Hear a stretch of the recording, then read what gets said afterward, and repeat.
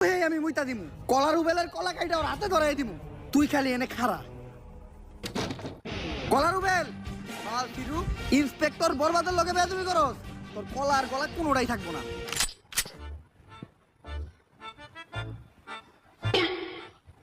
আসসালামু আলাইকুম ভাই কি জানি কইতেছিলি তুই? আমি তো কইতেছিলাম ভাই কলার আলী কত পাক নামি কর কি কইছ শুনছি তো আমি কার মুখে মুইতে দিবি তুই? আস্তাক ফিরুল্লাহ ভাই এই কথা কি আমি আপনাদের কইতে পারি আপনি ভুলুনছেন আর আমি যে এই কথা আপনাদের কইছি এটার কি কোনো সাক্ষী আছে হ আমি সাক্ষী হ্যাঁ কইছে আপনি মুখে মুইতে দিব জিল্লু তোর মতো কনস্টেবল থাকার থেকে 1 কোটি টাকা ঋণ থাকা ভালো ওই ওরে ধর ওর মুখে এখন মুইতে দিব আমি